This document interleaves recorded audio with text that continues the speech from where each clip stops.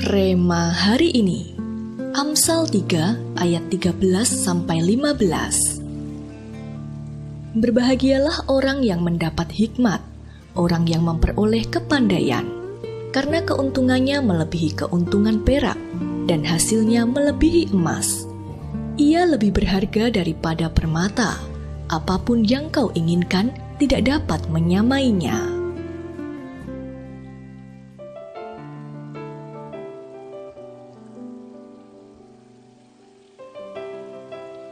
Adam Kho pernah dikeluarkan dari sekolahnya karena nilainya yang sangat buruk. Ia pun ditolak oleh 6 sekolah, sampai akhirnya diterima di sekolah terburuk di Singapura. Ketika Adam berusia 13 tahun, orang tuanya mengirimnya belajar di program Super Teen Camp. Adam Kho termotivasi oleh mentornya yang berkata, semua orang adalah jenius, walaupun awalnya bodoh sekalipun. Satu-satunya penghalang adalah sikap yang negatif. Sejak saat itu, Adam meyakini jika dirinya pun pasti bisa mendapat nilai A. Ia mulai belajar dengan tekun. Akhirnya, ia mendapati kapasitas dirinya semakin besar dan bertambah hebat. Dalam 3 bulan, ia mendapat nilai rata-rata 70 dan ada di ranking 18. Ketika lulus sekolah, ia pun menjadi ranking 1. Pada usia 26 tahun, ia berpenghasilan 290 miliar rupiah per tahun. Di usia 40 tahun, Adam tercatat dalam daftar 25 orang terkaya di Singapura. Kisah serupa yang dialami Adam Kho juga dialami oleh Salomo. Ketika Salomo mengupgrade hikmatnya, tiba-tiba saja kapasitasnya menjadi sangat besar. Ia bisa melihat dengan jelas jalan yang harus ditempuhnya. Ia menjadi seorang yang bijaksana.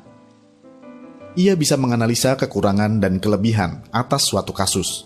Ia selalu bisa menemukan jalan keluar dan ketika dikerjakan, terjadi terobosan yang besar. Salomo menjadi raja yang berhasil dan kaya raya. Bahkan rakyatnya pun menjadi sukses. Tidak ada orang miskin di antara mereka. Emas dan perak menjadi sama seperti batu saking banyaknya. Demikian juga dengan kita semua. Tuhan menciptakan kita sebagai pemenang, bahkan lebih dari pemenang.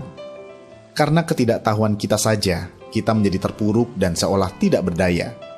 Hari ini, Tuhan ajarkan kepada kita untuk bergerak mengupgrade hikmat kita. Minta kepada Tuhan supaya Tuhan tambahkan hikmat bagi kita. Belajar dan terus berjuang untuk maju. Selama kita tidak menyerah, maka Tuhan akan tambahkan dan perbesar kapasitas kita.